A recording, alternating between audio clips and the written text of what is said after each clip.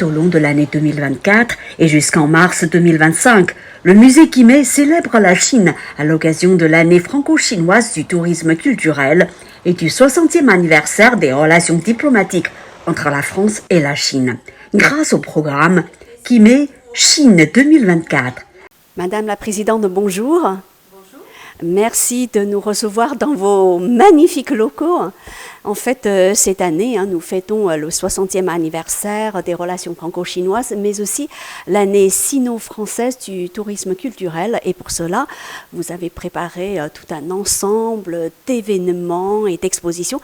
Est-ce que vous pourriez nous les présenter ? Dans le cadre de cette célébration, et on sait combien le chiffre de 60 est important pour la culture chinoise, on s'est dit qu'il fallait une année exceptionnelle, toute une année consacrée à la Chine, à travers nos expositions, à travers la programmation de l'auditorium, et même déjà, depuis la façade, vous avez sans doute vu en arrivant le travail de l'artiste chinoise Xiang Er, qui a développé sur la façade du musée et dans tout le musée, jusque sur la terrasse du toit du musée, de la terrasse, ce concept des gardiens du temps, qui est un beau symbole entre le passé et le présent. Et puis, hier soir, par exemple, nous avons inauguré une nouvelle exposition, la 3e de la saison chinoise, sur l'or des Ming.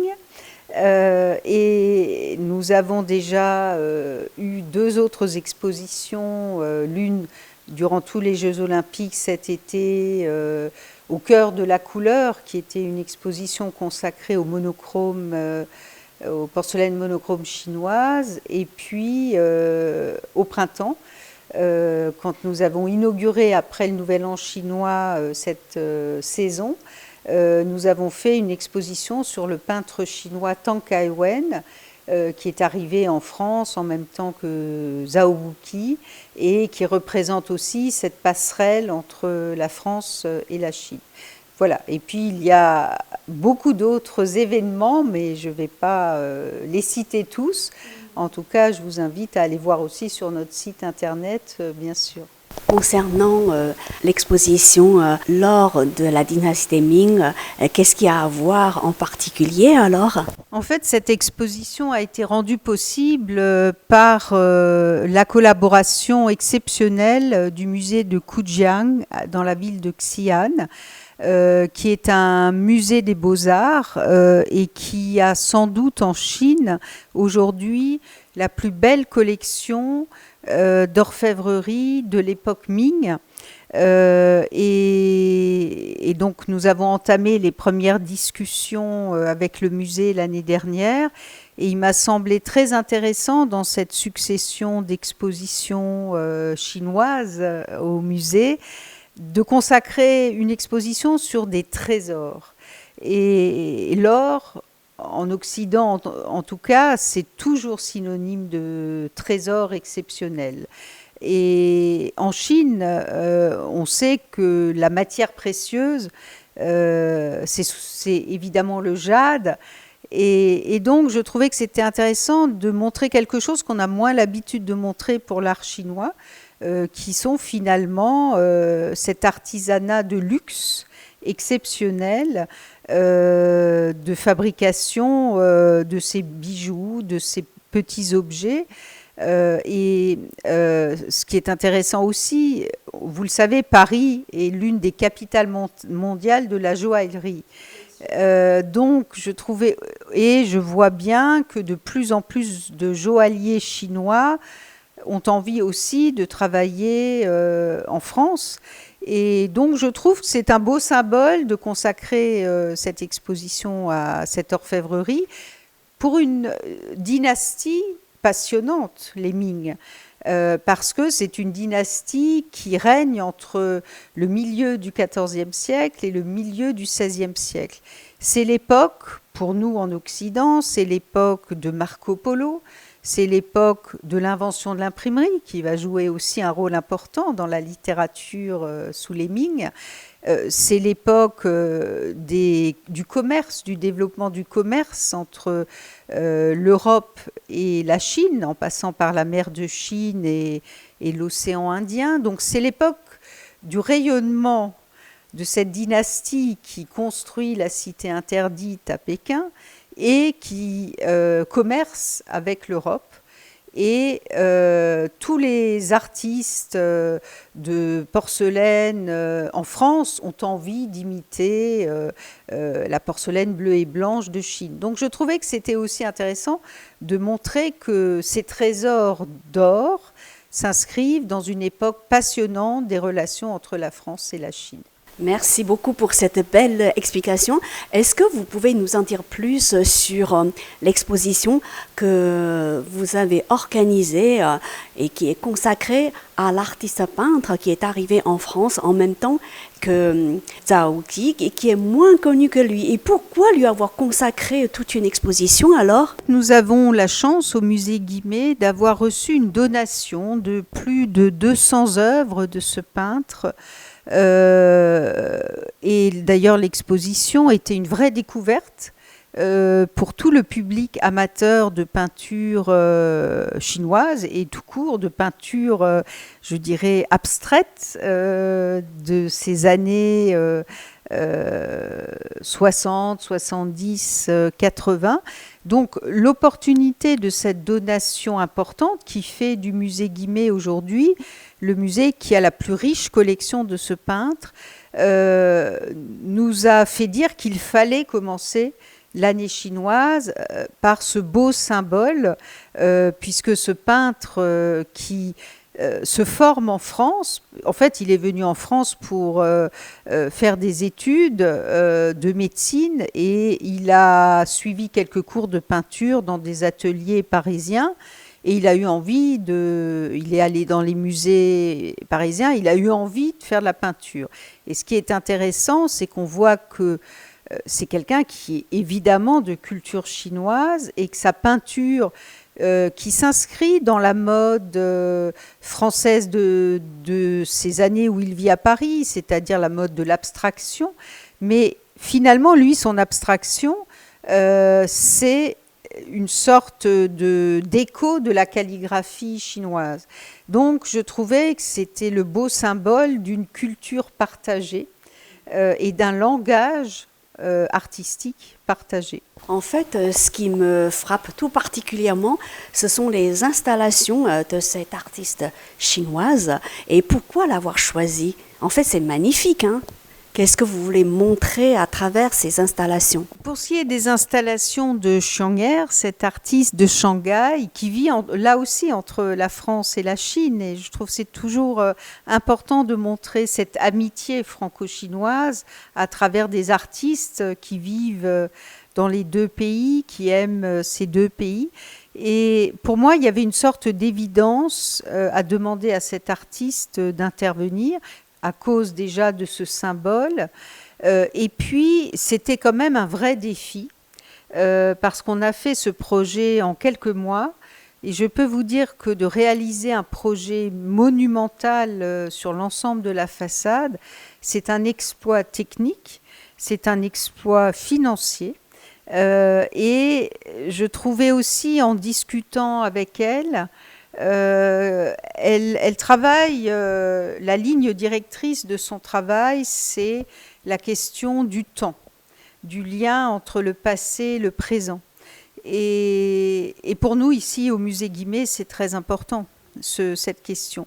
Par exemple, moi, je veux absolument que ce musée soit un lieu qui attire les jeunes. C'est important que les jeunes comprennent ces civilisations asiatiques parce qu'on est dans un monde aujourd'hui connecté et c'est important qu'ils se sentent chez eux un peu aussi là-bas et pas que ici. Donc, pour attirer les jeunes, il faut leur parler le langage du présent. Et l'idée, c'est amener ces jeunes avec ce langage d'une artiste du présent et puis leur faire découvrir que cet art du présent s'inscrit dans des racines d'un héritage millénaire, et de les amener du coup à s'intéresser, quand on regarde les créatures qu'elle a créées, les 12 créatures qu'elle a créées. D'ailleurs, c'est intéressant à partir de l'intelligence artificielle, mais on voit tous, on devine tous que ces créatures un peu mythologiques nous ramènent à des dragons, par exemple, donc à des êtres légendaires de la civilisation asiatique en général, et notamment chinoise. Donc, c'est une manière d'attirer encore une fois la curiosité, et de se dire parce qu'on voit ça et que ça nous intéresse et que ça nous plaît, on a envie d'approfondir. Alors, pour revenir au 4e programme qui fait partie en fait de votre exposition qui s'intitule Guimet Chine 2024, vous disiez tout à l'heure que vous avez organisé une exposition consacrée à la couleur. En fait, c'est au plus fort des Jeux olympiques. Pourquoi ? Alors là aussi, c'est peut-être d'abord la rencontre avec un collectionneur exceptionnel chinois qui vit à Hong Kong et qui se passionne depuis 40 ans au moins pour la porcelaine monochrome chinoise. Ça fait partie de ces collectionneurs qui n'achètent pas simplement parce que c'est beau, mais qui deviennent des vrais spécialistes et qui choisissent leurs acquisitions de manière très savante. Donc il a réuni la plus grande collection au monde, et ce monsieur, Richard Kahn, a été aussi, dans le passé récent, un donateur généreux pour le musée. Il nous a offert notamment ce qui devient un des chefs-d'œuvre de la collection chinoise, le vase Meiping de la dynastie Yuan, un vase du XIVe siècle, qui est une de mes pièces préférées du musée, je dois dire. Un vase complètement bleu avec un dragon. Vous voyez ce vase, un dragon blanc, qui symbolise tellement bien, je trouve, l'art chinois. Il nous l'a offert. Et ces œuvres, quand on les achète maintenant, sont assez chères. Voilà, donc c'est aussi le lien, et c'était sa manière à lui aussi de nous proposer de contribuer aux événements de l'année franco-chinoise. Et voilà, donc, et puis je trouvais important qu'on ait aussi, le musée resté ouvert pendant tous les Jeux olympiques. Et je trouvais intéressant aussi pour ces touristes du monde entier qui sont venus voir les Jeux olympiques, évidemment de les attirer vers le musée Guimet à travers cette magnifique exposition qui a révélé combien l'art chinois peut être une beauté pure et simple. Et je peux dire que ça a beaucoup marqué nos visiteurs. Est-ce que vous pouvez revenir sur les temps forts des échanges entre le musée Guimet et la Chine ? Je remonterai peut-être aux origines du musée Guimet, à son fondateur Émile Guimet, qui a constitué sa première collection à la fin du XIXe siècle, et qui très généreusement donc a offert sa collection à l'État français avec la construction de ce bâtiment, et il a été le premier directeur de ce musée au début du XXe siècle. Et Émile Guimet se passionnait pour deux choses: l'histoire des religions asiatiques essentiellement, et l'Asie en général. Donc il a fait des voyages en Chine, au Japon, et il était fasciné par cet art chinois, essentiellement les sculptures de la Chine bouddhique. C'est pour ça que nous avons une très grande collection de sculptures de la Chine bouddhique. Et puis, en même temps, ce début du XXe siècle était marqué par la fascination des Français pour la Chine.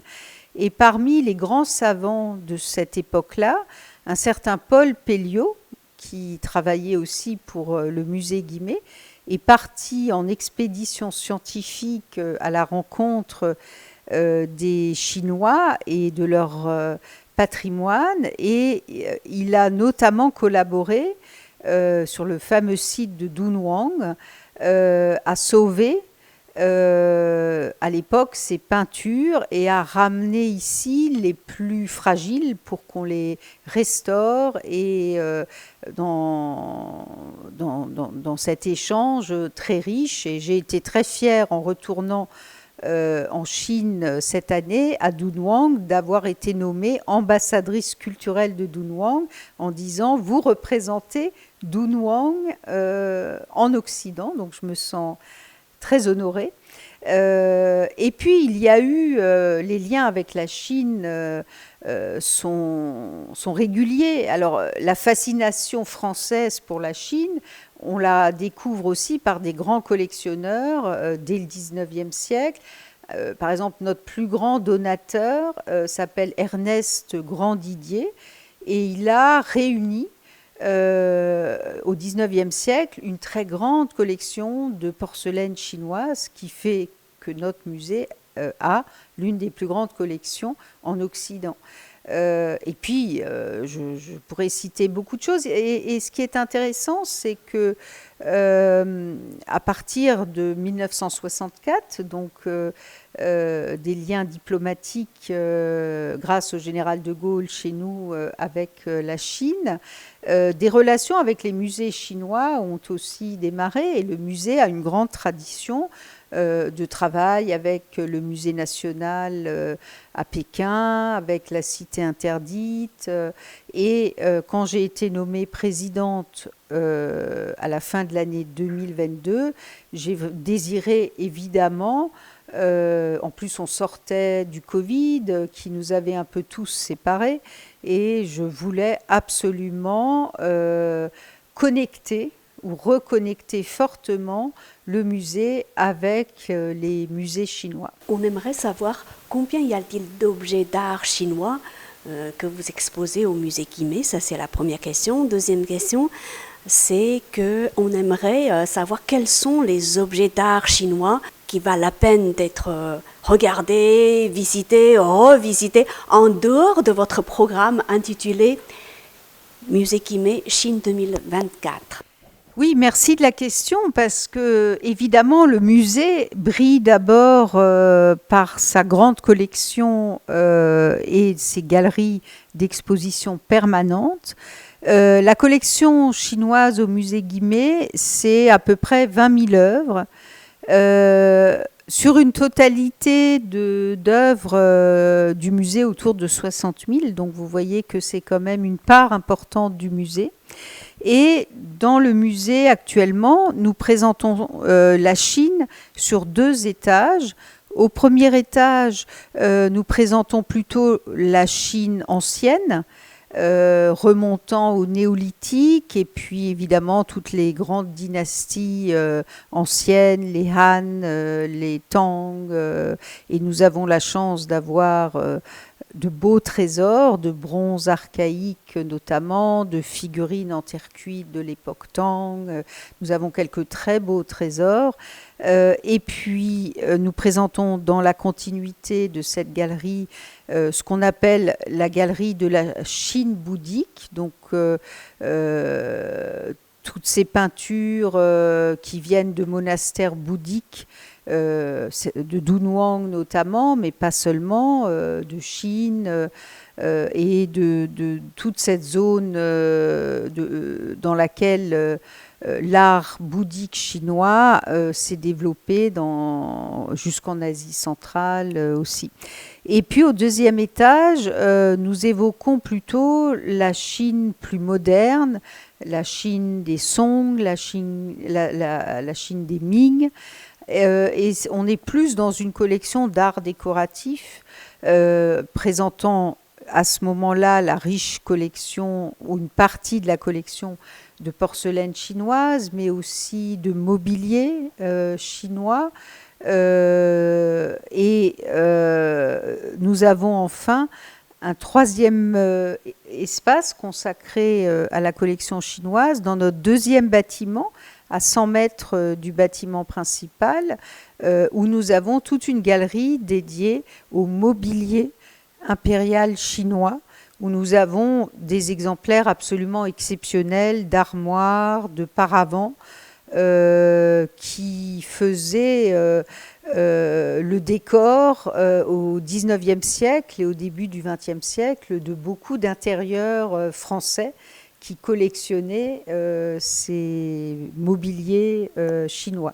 Et puis, ce que nous ne montrons pas, toujours pour des questions de fragilité, c'est les costumes et les textiles chinois, mais que nous montrons un peu par, comme on dit, par rotation dans nos salles. En 2022, vous avez effectué un voyage à Hong Kong. C'était l'année de votre nomination en tant que président du musée Guimet.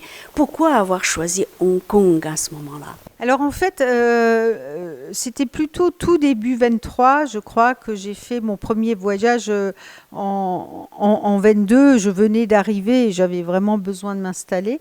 Et puis, effectivement, j'ai très vite commencé à voyager en Asie.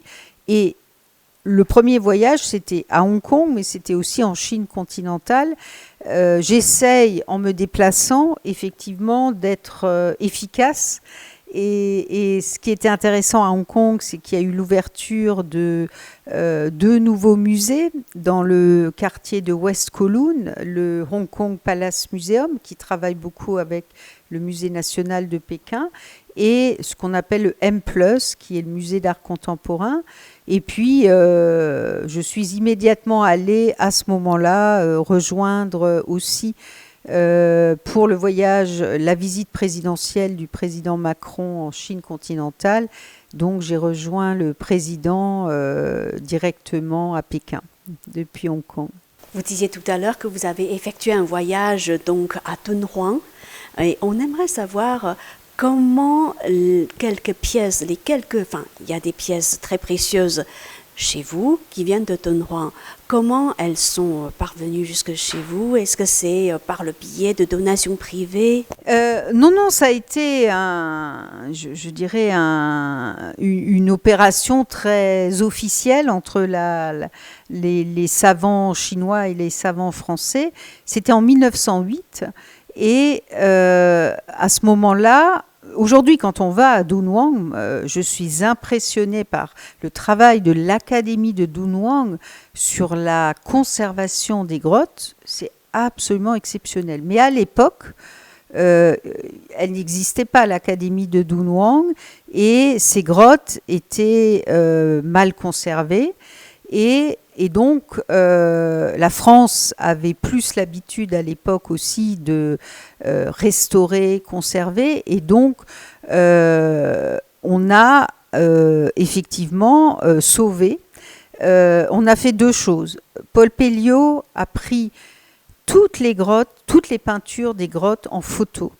Et j'ai vu en allant aujourd'hui à l'Académie de Dunhuang que ça constitue encore pour les savants qui travaillent sur les grottes aujourd'hui, la documentation historique exceptionnelle, parce que ce qu'il a pris en photo en 1908 ne se voit plus aujourd'hui. Donc c'est très important pour les savants chinois d'avoir cette documentation. Et puis la ramener en France, les choses qui étaient... c'est finalement une petite partie des fabuleux trésors de Dunhuang, mais... la seule manière de sauver ces peintures et ces quelques sculptures, c'était de les ramener ici. Ça a été aussi le cas en Angleterre, au British Museum, qui était à ce moment-là organisé pour les conserver, les sauver. Et ce qui est intéressant aujourd'hui, moi j'ai absolument voulu développer un programme d'échange de scientifiques entre l'Académie de Dunhuang et le musée Guimet. Et aujourd'hui, ce qui fait plaisir, c'est que nous avons un grand projet ensemble de connaissance de ces peintures partagées pour peut-être aussi faire une exposition ensemble avec ce qui est quand même un des trésors de l'humanité. Est-ce que le musée Guimet a créé des liens ou bien est en train de créer des liens avec la cité interdite de Pékin? Oui, avec mon collègue Dr Wang, nous avons signé au printemps dernier un protocole d'accord de collaboration et nous avons vraiment envie de préparer un projet ensemble. Cette année, vous l'avez peut-être vu, c'est le château de Versailles qui a été invité à la cité interdite, et au moment de l'inauguration de l'exposition du château de Versailles, j'ai été présente et nous avons signé avec le directeur de la cité interdite un protocole d'accord, et il m'a proposé pour 2025, qui va être le centenaire de la cité interdite en tant que monument historique, d'inviter le musée Guimet à être présent pour les festivités de ce centenaire de la cité interdite. Et puis, de manière plus personnelle, nous avons, entre monsieur Wang, qui a longtemps été le directeur de Dunhuang, donc il aime beaucoup le musée Guimet. Nous avons une très bonne relation de collègues. Vous avez déclaré: quand tout va mal, la culture reste le dernier dialogue possible. Est-ce que vous pouvez nous en donner quelques explications?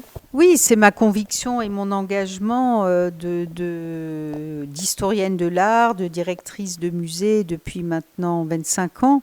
Je crois que la chance qu'on a quand on travaille en lien avec les œuvres d'art et la culture, c'est que partager des valeurs qui sont la beauté, la perfection, l'histoire des civilisations, c'est une chose, c'est un langage commun de toutes les civilisations, de toutes les populations. Et je pense qu'on partage cette conviction entre tous les professionnels du monde entier. Et donc notre rôle, on n'est pas là, quand on dirige un musée, on est là pour faire connaître ces valeurs de l'art, de la beauté, de la culture des pays qu'on a envie de faire découvrir. Et c'est vrai que c'est mon expérience depuis maintenant 25 ans de voir que travailler avec les collègues d'un autre pays, c'est toujours assez facile parce qu'on parle un langage commun, on a la conviction commune, et alors que certains ont toujours envie de développer des oppositions, des différences, je trouve tellement intéressant de montrer qu'on peut dialoguer sur des valeurs universelles qui sont l'art, la beauté.